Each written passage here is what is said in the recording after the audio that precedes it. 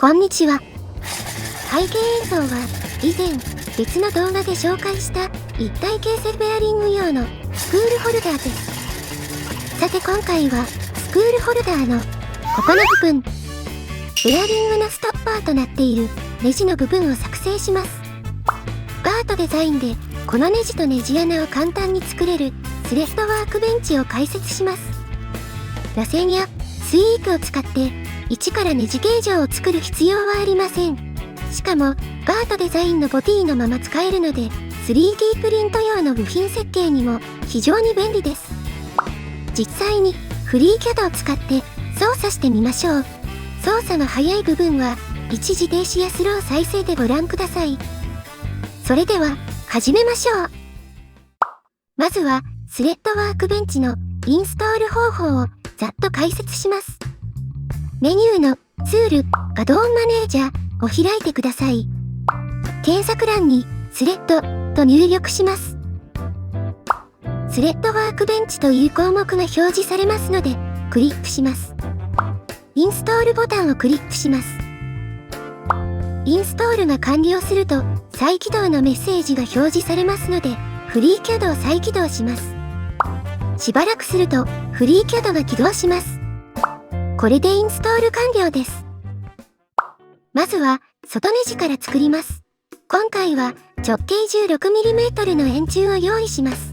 スケッチで直径 16mm の円を描いてカットで押し出します。高さは 40mm としました。それではスレッドワークベンチを開いてください。円柱側面を選択します。続いて M と書いてあるアイコンを選択します。これはメートルネジ規格という意味です。インチ規格や管用平行ネジ規格のアイコンもありますが、今回は 3D プリント向けなので M を使用します。スレッドワークベンチのメニューが表示されました。メニュー全体の項目をざっと表示します。主に使う項目は赤字部分です。プレビュー機能がありますので、数値を変えながら調整できるお手軽インターフェースです。さて、ダイアメーターが M16 に設定されています。これは円柱の側面から自動的に直径 16mm と認識して設定されます。では、このままプレビュー機能でネジ山を見てみましょう。プレビューを見ると、ネジ山は円柱の外側に追加されるのではなく、円柱の内径に合わせて作られていることがわかります。つまり、円柱の直径 16mm がネジ山の内径になります。ではここでクリアランスを 0.3mm に設定します。ネジ山の内径が円柱の内径より少し小さくなって隙間が空いたことがわかります。この値を調整することでネジがきつすぎたり緩すぎたりするのを調整してください。ではクリエイトボタンをクリックしてネジ山を確定してください。これで実際にネジ山が生成されました。閉じるボタンでダイアログを閉じましょう。外ネジの作成が完了しました。続いてネジ穴を作ります。ガートデザインワークベンチに戻ってボディを新規で追加します。スケッチで内径 16mm、外径 19mm の円を描きます。カットで押し出して円筒形状を作成します。高さは 20mm としました。それではスレッドワークベンチを開いてください。円筒の内壁を選択します。続いて M と書いてあるアイコンを選択します。円筒の内壁は直径 16mm ですので、ダイアメーターの値は自動的に M16 に設定されます。今回は円筒内壁にネジ山を作成しますので、タイプをインターナル、内ネジに変更します。では、プレビューを見てみましょう。円筒の上から見てみるとわかりますが、ネジ山を円筒の内壁の内側に作ろうとしています。つまり、このままだと円筒の内壁にはほとんどネジ山が作られません。一旦、ネジ山を確定させて 3D キューで断面形状を見てみましょう。断面を見てもネジ山がほとんど削れていないことがわかります。うっすらとネジ山が削られているのは、デフォルトで設定されているクリアランス 0.05mm が影響しているためです。さて、円筒の内径が 16mm のままでは、ネジ山を削り込むためのスペースがないことが分かりました。そのため、スレッドワークベンチでネジ山を作る前提で、円筒の内径を調整します。では、外ネジのネジ山高さを測ってみましょう。メジャーツールで測定します。1.08mm でした。外ネジは M16、つまり直径 16mm、半径 8mm の円柱です。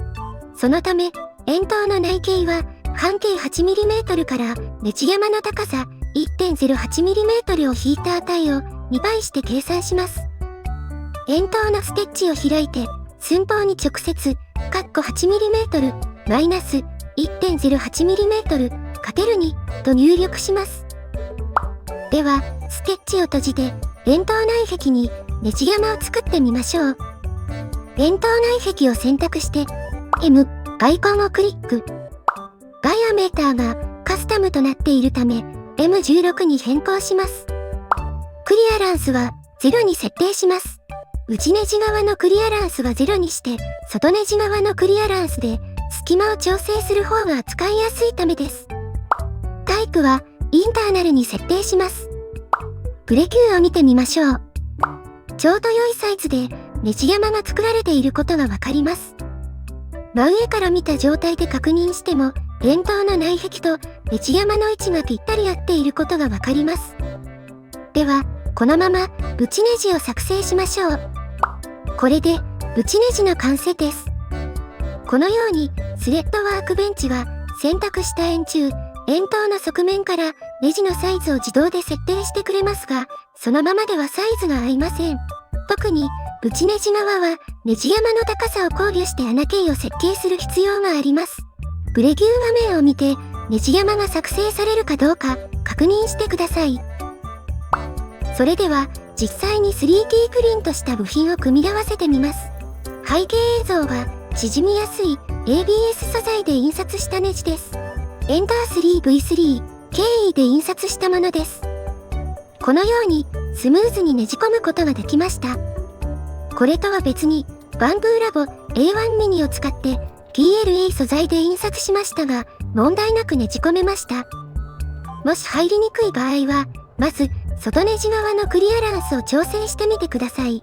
周辺環境や季節、プリントの精度、材料によって最適な値は変わります。状況によって設定を調整する必要がありますが、ご自身の環境に合った設定値を見つけておくと手間が省けると思います。トライアンドエラーで試してみてください。最後に主な設定項目を簡単に紹介します。ダイアメーターはネジサイズです。ピッチはネジのピッチを変更します。レングスはネジを作る長さです。オフセットはネジの開始位置の調整です。クリアランスはネジ同士の隙間を調整する項目です。内ネジは0に設定して外ネジで隙間の調整を行うのがやりやすいと思います。タイプは外ネジか内ネジの指定です。エクスターナルが外ネジ、インターナルが内ネジとなります。ライブプレビューはプレビュー表示です。ランアウトはネジの終端形状を変更する機能です。個人的に検証した限りですが、ランアウトノン以外は正常に作成できないケースが多くありました。モデル形状との相性もあるようですが、実用目的であればランアウトノンをおすすめします。クリエイトはネジの生成です。プレビューで確認して問題なければ生成しましょう。今回はアートデザインでスレッドワークベンチを使って 3D プリント用のネジを作る方法を紹介しました。ポイントは外ネジと内ネジではスレッドワークベンチの動きが異なることです。特に内ネジは最初の穴径が重要になります。またクリアランスはプリントによって適切な値が変わりますので、自分の環境に合った値を一度見つけておくと便利です。スレッドワークベンチを使えば一からネジをモデリングしなくても簡単に 3D プリント用のネジやネジ棚を作ることができます。パートデザインワークベンチで扱えることが大きな利点だと思います。3D プリント製の外ネジ、内ネジを作りたい場合は、ぜひ試してみてください。それでは、今回はここまで。ご視聴ありがとうございました。